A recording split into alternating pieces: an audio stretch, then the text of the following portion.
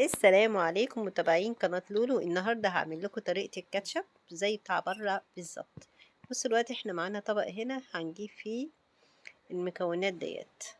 بصوا معانا كوباية مية، ومعانا معلقة كبيرة من السكر ممسوحة، ومعلقة صغيرة من الملح ممسوحة، ومعلقة كبيرة من النشا، ومعانا صلصة هارفست. هي ليه ايه؟ انها بتبقى تقيلة وحلوة، خامتها بتبقى حلوة.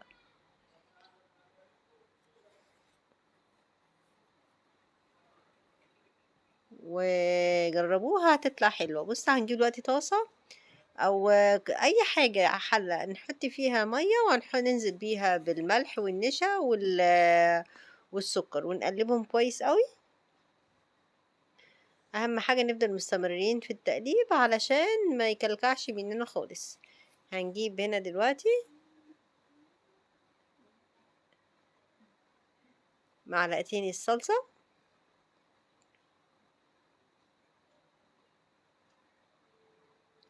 هنبدأ نقلبهم حلو قوي.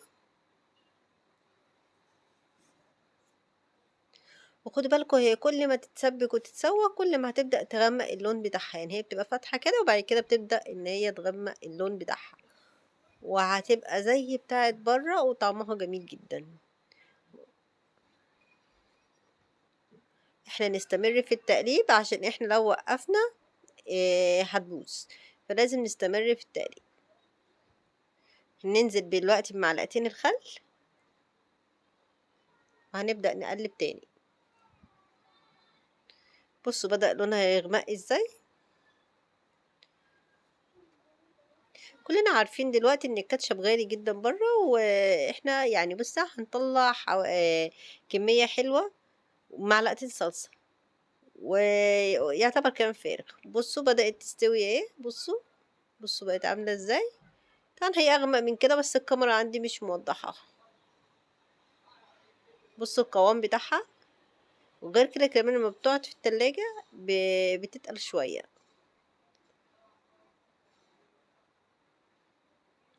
وما تنسوش بقى اللايك والشير يا احلى متابعين في الدنيا، وتقولوا رأيكم في الكومنتات. بصوا هنفضل نقلب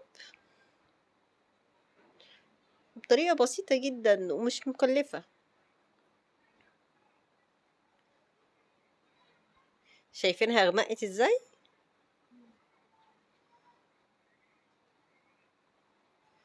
بصوا بعد ما خلصت ايه رأيكم؟ بصوا القوام عامل ازاي.